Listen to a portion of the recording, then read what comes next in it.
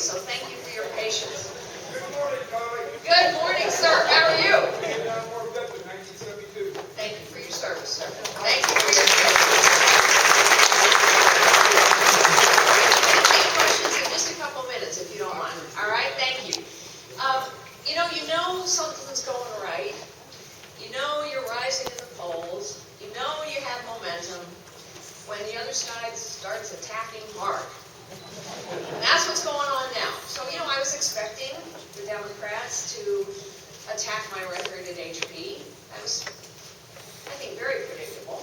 I would just say to Mrs. Clinton, tell me how exactly, after a lifetime in politics, you and your husband are worth far more than Frank and Carly Fiorina, $100 million in fact, when you've never created a job, never saved a job, and every policy you have pursued has destroyed jobs. Explain this to me, Mrs. Clinton, and then talk about how you're going to grow this economy. But the attack that really surprises me is the liberal media now claims that I wasn't a secretary. In fact, my team has been answering all these, oh, she wasn't a secretary. Actually, yes, I was a secretary.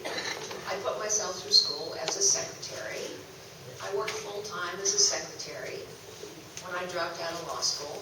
And it's funny, but I don't remember any discussion in the media about whether or not Barack Obama was a community organizer just because he went to Harvard. So this is shades of things to come, ladies and gentlemen. This is what happens. And don't you worry, I won't falter. I'm a fighter. And I think you figured that out by now. This is a fight.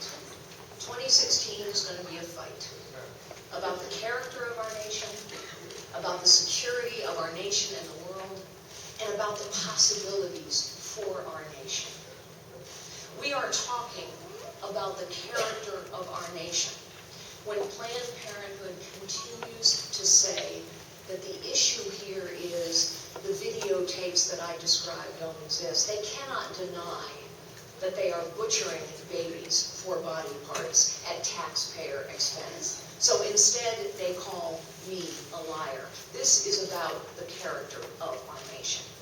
It is about the character of our nation when over 300,000 veterans die before they have access to health care, and no one in Washington does anything about it.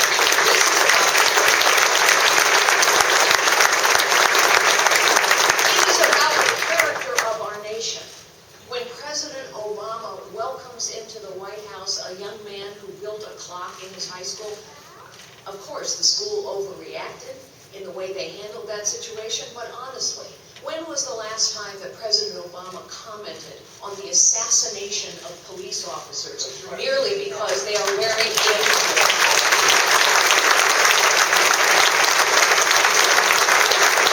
This is about the character of our nation. It is also about the security of our nation and of the world. As you know, we are a unique and exceptional nation in the world, and so only this nation can lead the world. But how far we have fallen when the President of our United States is meeting with Vladimir Putin to talk to him about Russian air bases and troops in Syria. And Putin says, well, no, actually, that's not what we're going to talk about. How far we have fallen where our President of the United States, after 3 years of doing nothing in Syria, suddenly now says, oh, I got to meet with Putin. And how far we have fallen when the President of the United States is seeking the Pope's intercession with the Ayatollah of Iran to release 4 Americans who have been in Iranian prisons after we finish negotiating a deal with the Iranians. The United States of America, only the United States of America can lead in the world, and when we do not, the world is a very dangerous and a very tragic place. And so we must have the strongest military on the face of the planet. Everybody has to know it.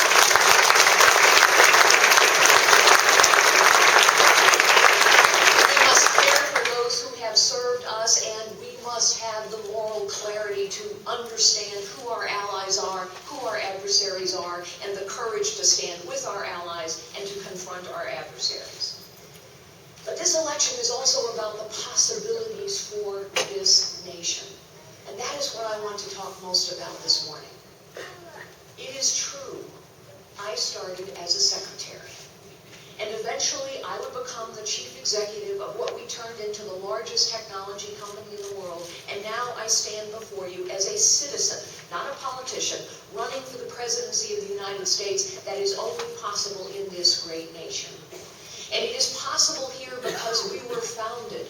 We were founded on an amazingly visionary idea, radical even at the time. The idea is that every American has a right to find and use their God-given gifts, to fulfill their potential. And our founders said that that right comes from God and cannot be taken away by man or government. I am running for the presidency of the United States because I believe we have come to a pivotal time in our nation's history where the possibilities of too many Americans, indeed the potential of this nation, is being crushed by a government that has grown so big, so powerful, so costly, so complicated, so inept, and so corrupt, and a professional political class that will do nothing about it. And so, it's okay, you can applaud.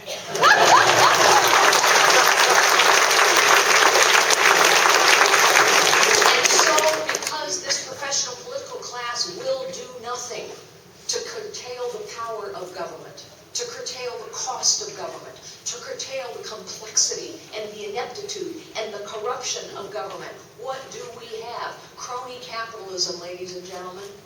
When you have a government that has grown so big, guess who can handle it? Only the big, only the powerful, only the wealthy, only the well-connected. You know what? As the chief executive of a company that we grew to almost $90 billion, Hewlett-Packard was bigger than any one of the 50 states. And if I didn't like the 73,000-page tax code, or the regulatory thicket, or the power of bureaucracies in Washington, D.C., at least we had the resources in that huge company to hire accountants and lawyers and lobbyists to help us figure it out. But the small 9-person real estate firm that I started out in, they cannot. The family-owned auto body shop that my husband Frank started out in many, many years ago as a tow truck driver, they cannot either. And so we have come to a place in our nation's history where the big are getting bigger, the powerful are getting more powerful, the wealthy and the well-connected are getting wealthier and better connected, and meanwhile the small and the powerless are getting crushed. We are now, for the first time in U.S. history, destroying more small businesses than we are creating. Think about that. And yet it is small business, family-owned business, community-based businesses and farms that have always created possibilities for the people of this nation. It is small and family-owned businesses and farms that have created 2/3 of the new jobs, employed half the people. When I was at Hewlett-Packard, we were really proud of the fact that we were generating almost 15 patents a day by the time I left. And yet, it is small business that innovates at 7 times the rate of big business. And so when we crush the small and the powerless, and that is what we are doing with a 73,000-page tax code, with governing by rule. We don't govern by law anymore, ladies and gentlemen. We govern by rule. Whether it's the EPA or the National Labor Relations Board or the FCC, every one of these agencies are headed by whom? Bureaucrats elected by no one, accountable to no one, and they are rolling out the rules. And as of last month, just as one example, the EPA controls 99% of the water in the state of Iowa. So what are farmers supposed to do? They can't even figure out if they're breaking the law or not.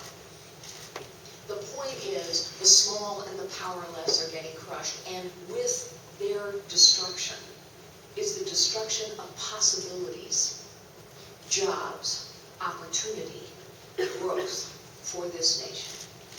And meanwhile, we tangle people's lives up in webs of dependence. We do not encourage them to move forward in their lives. We discourage them from doing so. We encourage them instead to lay back into the arms of government and let someone else take care of them. Ladies and gentlemen, it is easy to become discouraged. It is easy to become disheartened. It is easy to say none of this can be fixed, but in truth, all of it can be fixed. Every one of the wounds that I am describing is self-inflicted. All of our problems can be solved. What we need to do is remember who we are. Ours was intended to be a citizen government. We were never intended to have a professional political class. And so, ladies and gentlemen, citizens of Iowa, I ask you to join me. As citizens of this great nation, it is time to take our government back and restore.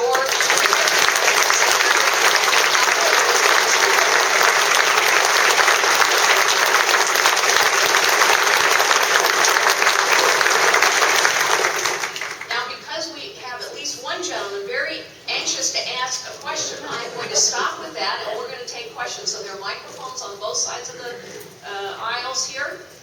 You, sir, are first. Thank you for your service. I don't think I'm on. We can hear you, though.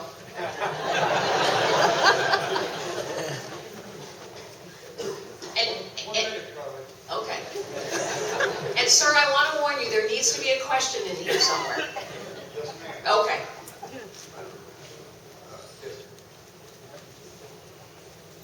Okay, Charlie, I'm just gonna talk. Okay, go ahead.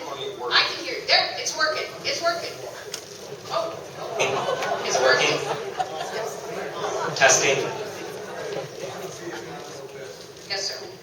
I'm a West Different Davenport, Iowa. Okay. The question I got is I grew up in cereal manufacturing. Back in the 80s, George Bush Jr. would come down here. He promised all the UAW workers he's going to do this, do that. I dealt with John Deere tractors over half my life. I'm 61 years old. My family's very good. Knock on furniture or something. They got hurt and death. My question to you is, you promote strawberry coffee and job market. Now, what do you think about this ISIS thing? Over there, see, the problem I got with this government is when they allow national TV, you got little kids watching, you got a Chinese bound, and they're cutting his head off in front of national TV. Okay, so there's a lot of questions here, sir. Can I answer? You have an economy question, good, and an ISIS question, right? Right. Okay, thank you. Would you mind taking your seat and then I'll answer your questions? Thank you. You and I are the same age, by the way. When's your birthday? Oh, all right, let's sing happy birthday. Happy birthday to you. Happy birthday to you. Happy birthday, dear veteran.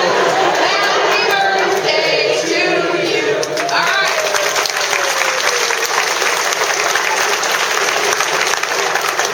All right, so let's first talk about the economy. These are both very important questions that, is it Greg or Craig? Great. Greg, okay, that Greg asked. You're right, by the way. Politicians promise all kinds of things. How long have politicians been promising all kinds of things? You see, I think it actually would be helpful to have a president of the United States who actually understands how the economy works.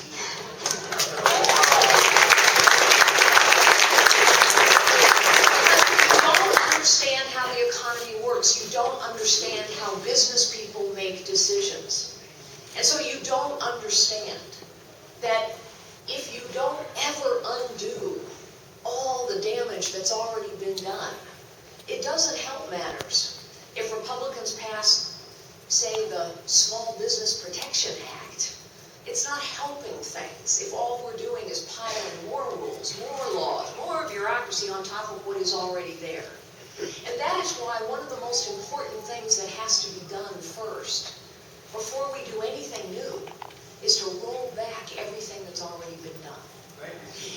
The President of the United States has rolled all of these rules under executive action. I'm going to roll them all back under executive action. We've got to live the way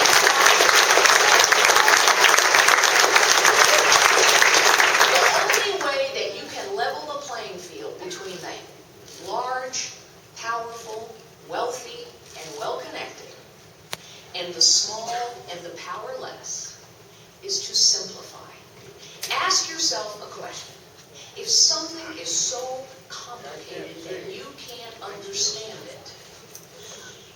suppose the chances are that you're getting taken advantage of? 100%. So that 73,000 page tax code, as but one example, has got to get down to about 3. Because 3 is about as long as someone can understand it without having to hire people. When you go from 73,000 pages to 3, guess what happens? All those special interests, all those lobbyists, all those accountants, all those lawyers, all those IRS officials don't have anything to do. And the playing field is leveled. Second, with regard to ISIS, and then I will come to you, ma'am. Look, ISIS is an evil that has to be defeated. It is an evil that must be defeated. And this administration has allowed this evil to grow. But like everything else we're talking about, we can solve this problem.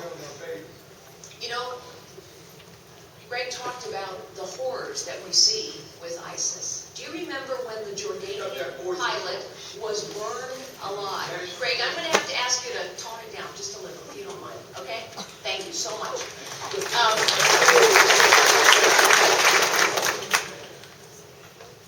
When the Jordanian pilot was burned alive, King Abdullah of Jordan, a man I've known a long time, he is a fine man. He was in this country. And he was here asking us for bombs and material to help him in his fight against ISIS. He went home and began bombing. Jordan is fighting ISIS on the ground as we speak, as are the Kurds, as are the Saudis, as are a whole set of our Arab allies. And each one of these allies have asked us for something specific to help them in their fight. And guess what? We have provided none of it. So now, King Abdullah of Jordan is going to the Chinese, trying to get bombs for his Air Force. Really? I would hold a Camp David summit within the first 30 days of my presidency, and I will ask our Arab allies, what do you need from us? The Kurds have been asking us to arm them for 3 years. We haven't done it. The Egyptians have asked us to share intelligence. We are not. The Saudis, the Omanis, the Bahrainis, the Qataris, the Jordanians, the Kuwaitis, I know them all. They have asked us for specific things. They will fight, but not unless they see leadership and support and resolve from the United States of America, and they will see it from President Fiorina.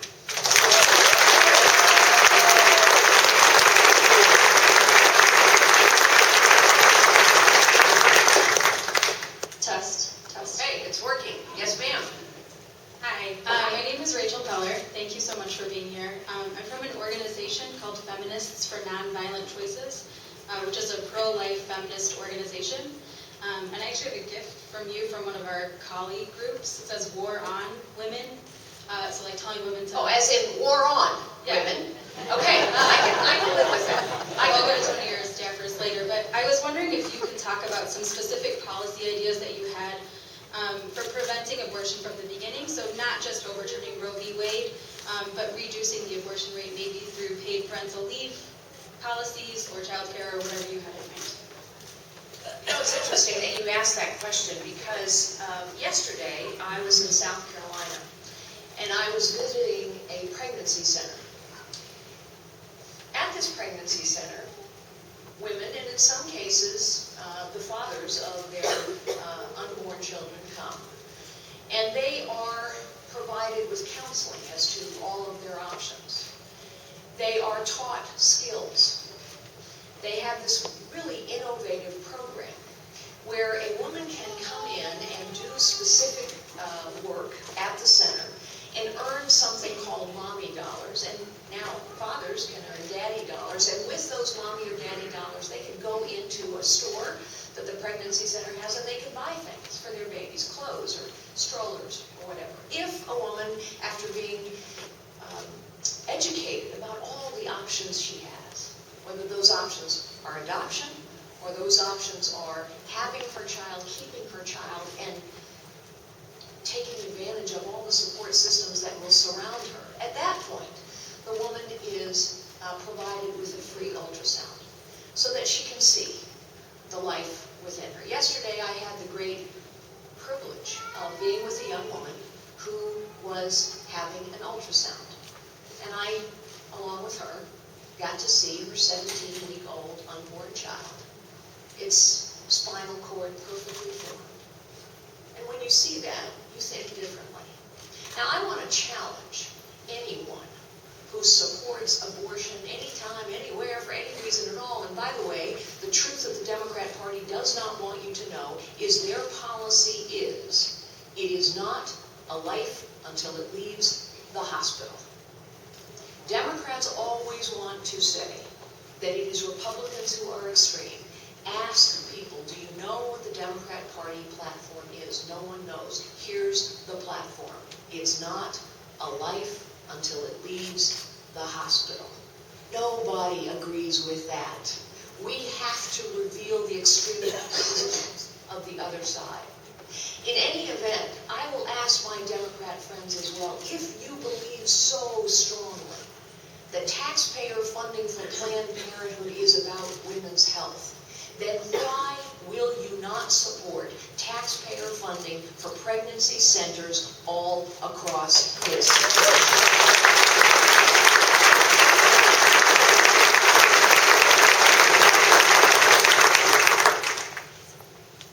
Yes, sir. Carly, the mainstream media has lifted up Mrs. Clinton as a champion of women, despite really any kind of record to prove so. I'd like to ask why that is, and how do you plan on combating the idea that Republican ideas in business are against women and their ability to find equality? So I think, and this is related to the last question, which I want to come back to as well. So we know why the media holds up Hillary Clinton as a champion of women's rights, because it fits their narrative. I mean, we understand the reason for this. And so one of the things I have always said is we need a nominee who will be fearless in exposing that kind of hypocrisy. I will be that nominee. Here's some facts, ladies and gentlemen. Every group that Democrats claim they represent has been harmed, is being harmed by Democrat policies. So, over 3 million women have fallen into poverty since Barack Obama took office. African American youth unemployment, something which Mrs. Clinton talks about and claims to care about. African American youth unemployment is at record highs. We have the lowest labor participation rate since 1977.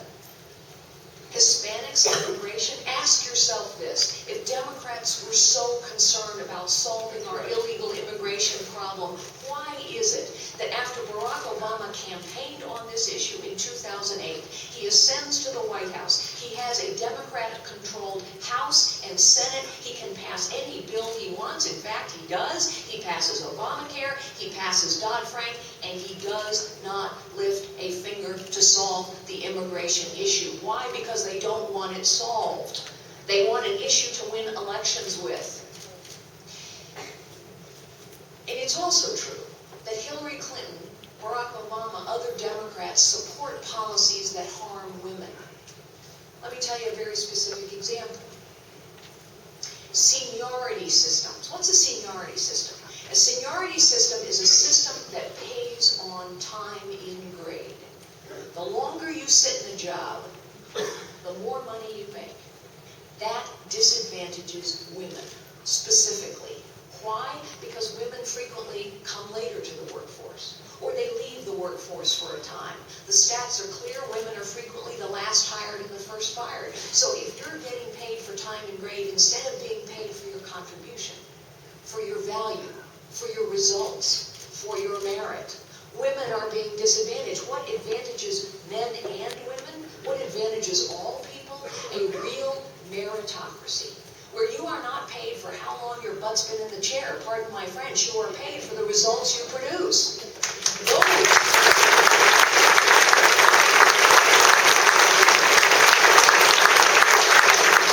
In every job I have ever had, I have relentlessly promoted meritocracies, where people are paid and promoted and recognized, not on what they look like, not how long they've been there, but on what they produce. And I will do the same in the federal government. We must move to some version of a meritocracy instead of protecting the seniority systems that government favors, that unions favors. Those disadvantage the very people Hillary Clinton claims she wants to protect.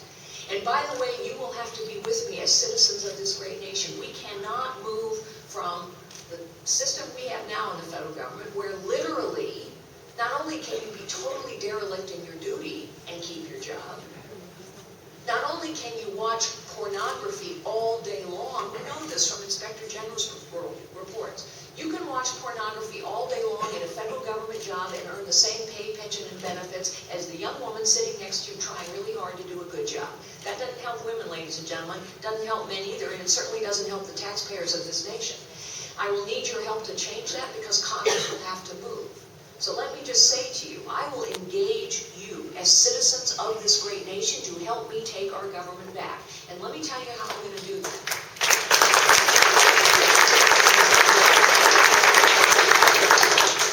How many of you still own a flip phone? Okay, you must upgrade. This is a warning. You have about 16 months to do it now. The clock is ticking. And let me tell you why you have to upgrade. Because I am going to ask my fellow citizens to take out your smartphones. I will go into the Oval Office on a regular basis. I will use the power of technology to focus the anger, the frustration, and most importantly, the common sense and good judgment of the American citizens on the political class. Because we know politicians respond to pressure. So I will ask you, please take out your smartphones. I'd like to ask you a question. Do you think it's important we go to some version of a meritocracy so that people in the government are held accountable for their performance and paid on the basis of their performance? Press 1 for yes, 2 for no.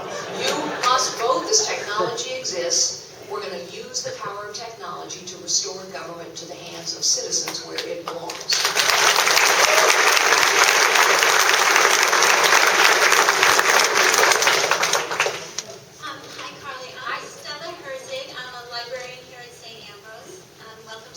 Thank you so much. I had a question, especially as a woman, that there's sometimes the policies, if we move away from unions and do right to work and meritocracies, there seems to be a trend toward 12-hour days, scheduling that you don't know what your schedule is from week to week. I know my own children, they're starting out in the workforce, and my daughter works, sometimes 14 hours a day. She's a really hard worker and responsible and stays late. And my son is working in a restaurant. He never knows when he's going to work, and he's trying to take classes to go to graduate school. The whole thing. And it just seems to me that why, if businesses why are they looking at that kind of short-term way to either make money or manipulate the workforce in such a way that it doesn't support family values? Because how does my daughter, who's thinking of getting married, have children without parental leave, working 14 hours a day, like nobody, that kind of stuff. So I'm wondering what's the Republican response to matching women especially and men to this new way of doing business in America for short-term profit at the expense of families? Thank you. You're welcome. So first, I'm not going to speak for broadly every Republican. I will speak for myself. Any business that wants to succeed, just as any nation who wants to succeed, has to start with the fundamental recognition that it is only people who create value. People build products, people serve customers, people create value. So sometimes people will say as a platitude, well, people are our most important asset, but in fact, people, their potential, their God-given gifts, their creativity, their innovation, their dedication is the most important thing, because everything else flows from people's God-given gifts. As an employer, I will tell you, we had parental leave, both paternity leave and maternity leave. And we rigorously used technology to give people the flexibility they need to try and balance their work with their family. We live in the 21st century. This is the most miraculous century in human history. Think about it. For the first time in human history, we were talking about smartphones. We're so used to things. We don't sometimes. Think about the smartphone. For the first time in human history, any person, anywhere, can get any piece of information and communicate with anyone else. That's amazing, folks. That's amazing. And it gives the individual enormous power. But it requires a leader, whether it's a leader in business or a leader of this nation, it requires a leader to understand how to unleash that power.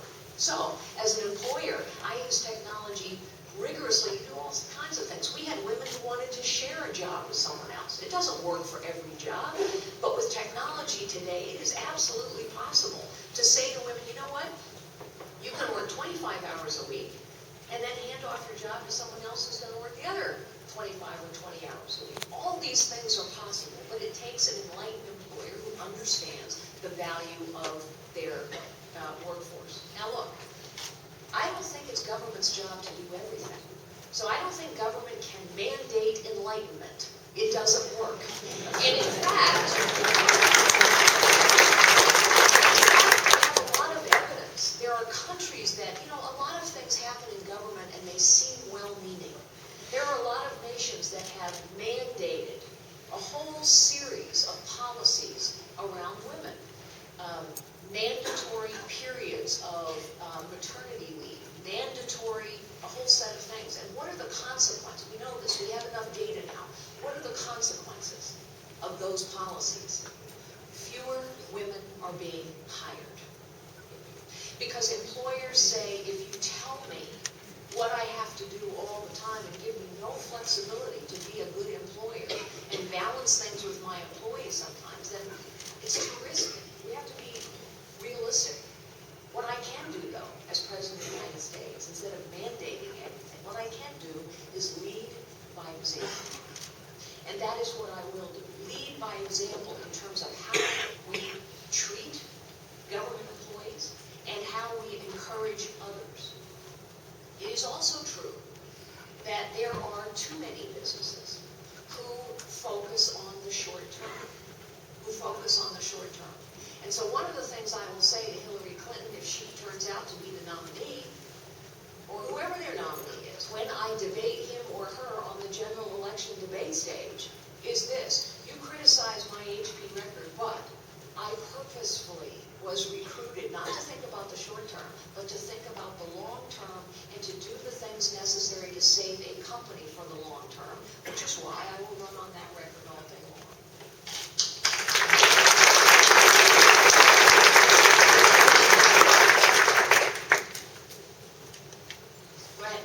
Hi, my name is Shelley Van Winkle. I am a registered nurse. I'm sorry, one second. Sir, you can stay right where you are. I didn't realize you couldn't see the mic. I will come to you next, okay? All right, yes ma'am, sorry. Hi, I'll start again. My name is Shelley Van Winkle. I am a registered nurse. I am a veteran of the United States Army, and I served in the first Gulf War. I was in military intelligence, and I had a top secret security clearance. I am Iowa's first and only certified cannabis nurse. And I want to ask you about medicinal cannabis. I want this to be an election issue. I don't want to talk about recreational cannabis. That is a completely separate issue. Hillary's people are talking about we need more research and we need to wait for the FDA. The FDA doesn't approve botanicals. It is not set up to approve botanicals. Cannabis is the most researched substance on the planet. It does clearly have medicinal properties. Our own government has patented and has researched it and has said so.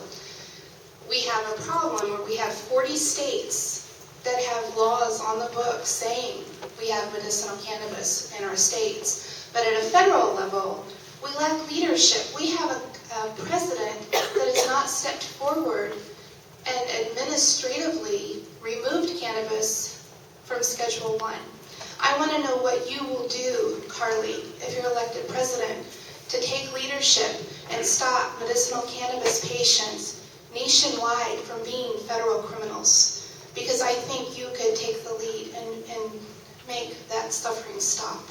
Thank you. Well, thank you for your question, and to be very honest with you, you may not like my answer. And I'll tell you why. First, for those who truly are using cannabis as a medicine and it is helping them, I'm pleased for that. But I also know this, I'm a cancer survivor. And I remember when I was battling cancer, my doctor asked me if I was interested in medicinal marijuana. I said no. And his response was good, because it is a chemically complex compound that we do not understand. We do not understand, my doctor said to me, how it interacts with chemotherapy or all of the other treatments that you are going through. And it is true today that if, for example, you have to go forward for some kind of transplant, I have never had to do that, but if you do, you cannot have any marijuana in your system for at least 30 days. That's no longer before true, an operation will be performed. It's no longer true. So, I will also tell you something else. We lost a daughter to addiction. Addiction is an epidemic in this country. And I believe we are lying to young people when we say to them that smoking marijuana is like drinking a beer. It is not. And so, I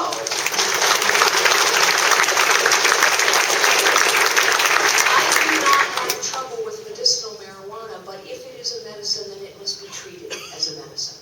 And unfortunately, we in this nation are not separating out medicinal marijuana from recreational marijuana. In fact, I lived for a long time in the state of California where literally you could walk down Venice Beach, you could have a doctor or some semblance of a doctor write a prescription for you on the spot, you could walk into a tent and you can be prescribed marijuana. So unfortunately, I think there is more work to do on this issue.